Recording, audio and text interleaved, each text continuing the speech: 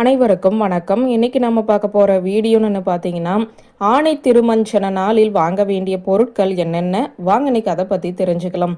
சிவபெருமானின் வடிவங்களில் ஒன்றாக திகழ்பவர் தான் நடராஜர். இவருக்கு வருடத்தில் 6 முறை மட்டும்தான் அபிஷேக ஆராதனைகள் நடைபெறும் என்று கூறப்படுகிறது.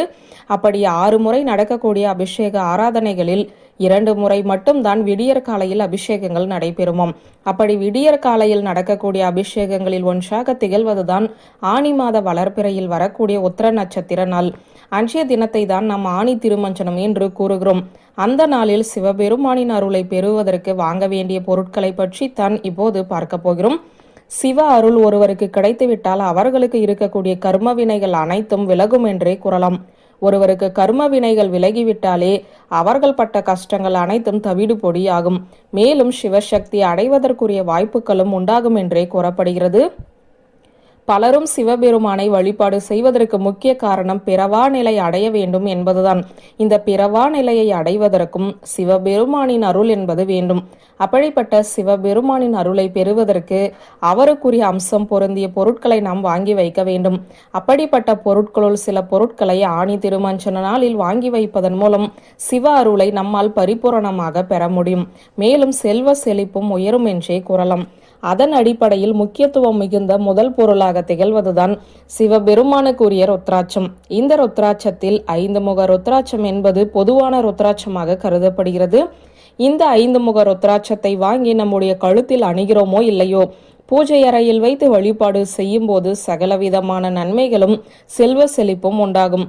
அடுத்ததாக வெட்டிவேர்.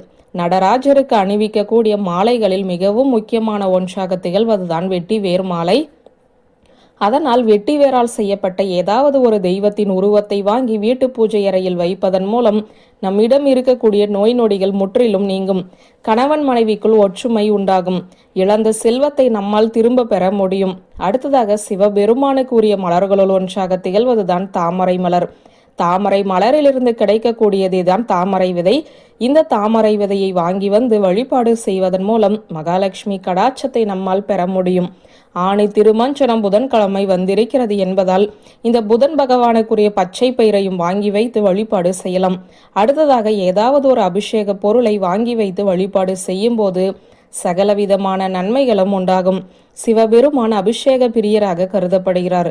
அவருக்கு வாங்கக்கூடிய அபிஷேக பொருட்களுள் மிகவும் எளிமையாக கிடைக்கக்கூடிய மஞ்சள், விபூதி, திருமஞ்சன பொடி, பன்னீர் போன்ற ஏதாவது ஒன்றை வாங்கி வைத்து வழிபாடு செய்யும் போது அவருடைய மனம் மகிழ்ந்து நம் வேண்டியதை நமக்கு அருளுவார். இப்போது சொன்ன சிவாம்சம் பொருந்திய இந்த பொருட்களுள் ஏதாவது ஒன்றையோ அல்லது இயன்றவர்கள் அனைத்தையுமே வாங்கி வைத்து ஆணி திருமஞ்சன நாளன்று சிவபெருமானை வழிபாடு செய்ய அவரின் பரிபூரணமான அருள் கிடைக்கும். வேண்டிய வரத்தை அருளுவார் என்ற தகவலை சொல்லி இந்த வீடியோவை நிறைவு செய்கிறேன். நன்றி, வணக்கம்.